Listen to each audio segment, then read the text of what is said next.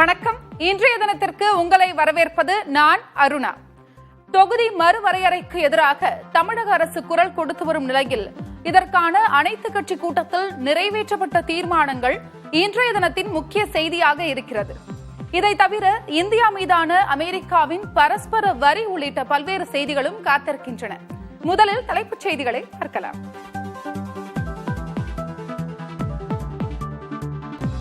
மக்களவை தொகுதி மறுசீரமைப்பிற்கு எதிராக அனைத்து கட்சி கூட்டத்தில் தீர்மானம். தமிழ்நாட்டின் குரல் நெரிக்கப்படும் அபாயம் இருப்பதாக முதல்வர் மு.க. ஸ்டாலின் பேச்சு.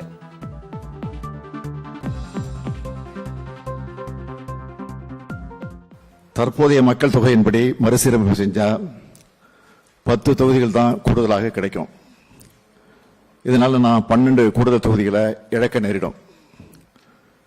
இந்த 2 முறைகளிலுமே நமக்கான பிரதிநிதித்துவம் குறைஞ்சு அதிக மக்கள் தொகை கொண்ட மாநிலங்களுக்கு அதிக பிரதிநிதித்துவம் கிடைக்கும். இதனால தமிழ்நாட்டுடைய குரல் நசுக்கப்படும். இது வெறும் உறுப்பினர்களோட எண்ணிக்கையை பற்றின கவலை இல்லை, நம்ம தமிழ்நாட்டுடைய உரிமை சார்ந்த கவலை.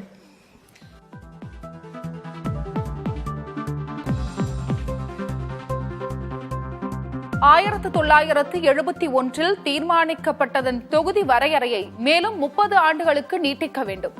நாடாளுமன்றத்தில் பிரதமர் மோடி அறிவிக்குமாறு முதல்வர் மு.க. ஸ்டாலின் வலியுறுத்தல். 1971 ஆண்டு மக்கள் தொகை அடிப்படையிலேயே நாடாளுமன்ற தொகுதிகள் தொடர்ந்து வரையறுக்கப்படும் என்று கடந்த 2000 ஆண்டில் அன்றைய பிரதமர் அவர்கள் உறுதியளித்தவாறு தற்போதும் இந்த வரையறை 2026 மேலும் 30 ஆண்டுகளுக்கு நீட்டிக்கப்படும் என்று மாண்புமிகு பிரதமர் அவர்கள் நாடாளுமன்றத்தில் உறுதி அளிக்க வேண்டும்.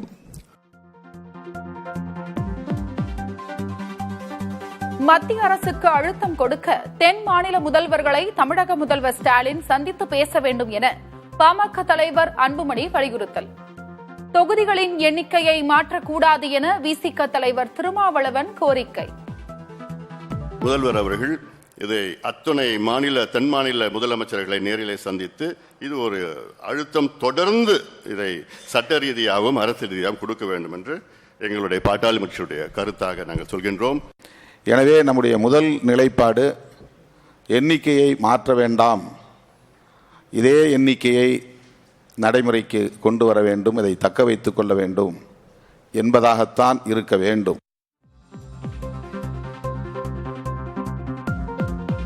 தொகுதி மறுசீரமைப்பு தேவையற்றது என அனைத்து கட்சி கூட்டத்தில் தவேக பொதுச் செயலாளர் ஆனந்த் கருத்து. இந்தியாவை ஹிந்தியாவாக மாற்றாதீர்கள் என மநீம தலைவர் கமல்ஹாசன் பேச்சு.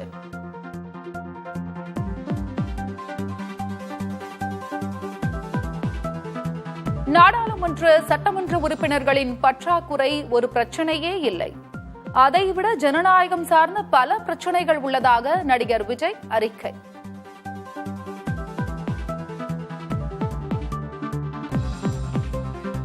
மும்மொழி கொள்கைக்கு ஆதரவாக தமிழ்நாடு பாஜக சார்பில் கையெழுத்து இயக்கம் தொடங்கியது. தமிழகத்தில் 2026 மே மாதத்தில் புதிய கல்விக் கொள்கை அமல்படுத்தப்படும் என அண்ணாமலை சூளுரை.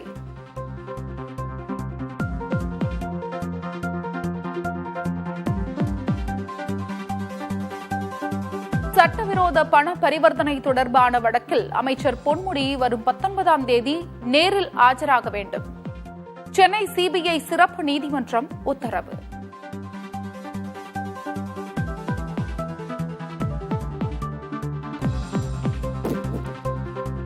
அமைச்சர் செந்தில் பாலாஜிக்கு எதிரான வழக்கில் 6வது சாட்சியிடம் அமலாக்கத்துறை விசாரிக்க அனுமதி.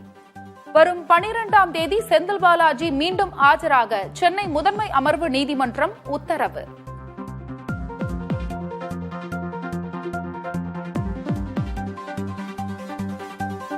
கோபிச்செட்டிப்பாளையத்தில் அதிமுக முன்னாள் அமைச்சர் செங்கோட்டையன் பங்கேற்ற கூட்டத்தில் மோதல். நாற்காலிகளை வீசி தாக்கிக் கொண்டதால் பரபரப்பு.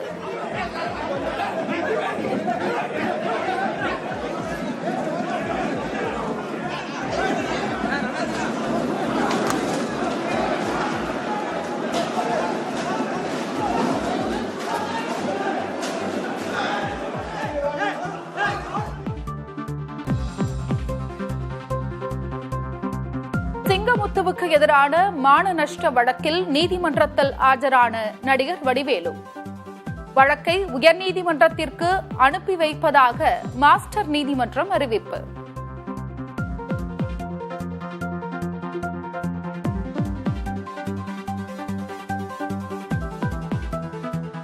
ஓசூர் அருகே விளைநிலத்தில் உள்ள நீர் சேகரிப்பு தொட்டியில் விழுந்து பள்ளி மாணவர் உயிரிழப்பு.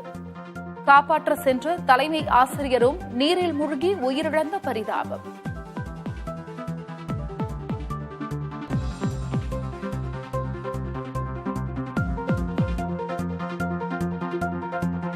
இந்தியாவுக்கு பரஸ்பர வரி வரும் ஏப்ரல் 2ஆம் தேதி முதல் அமலுக்கு வரும் என அமெரிக்க அதிபர் அறிவிப்பு. பிற நாடுகளால் பல தசாப்தங்களாக ஏமாற்றப்பட்டு வருவதை இனி நடக்க விடமாட்டோம் என ட்ரம்ப் சூளுரை.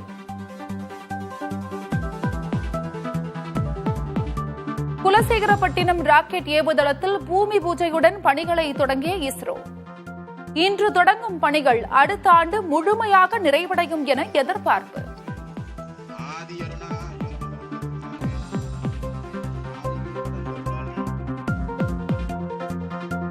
கோவையில் புகழ்பெற்ற கோணியம்மன் கோவில் தேரோட்டம் கோலாகலம்.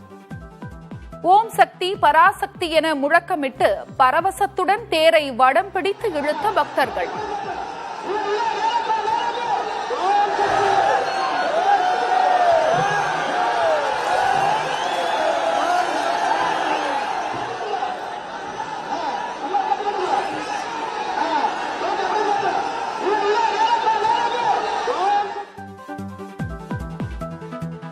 சர்வதேச ஒருநாள் கிரிக்கெட் போட்டிகளிலிருந்து ஓய்வை அறிவித்தார் ஆஸ்திரேலிய வீரர் ஸ்டீவ் ஸ்மித். சாம்பியன்ஸ் டிராபி தொடரில் இருந்து ஆஸ்திரேலிய அணி வெளியேறிய நிலையில் ஓய்வு அறிவிப்பு.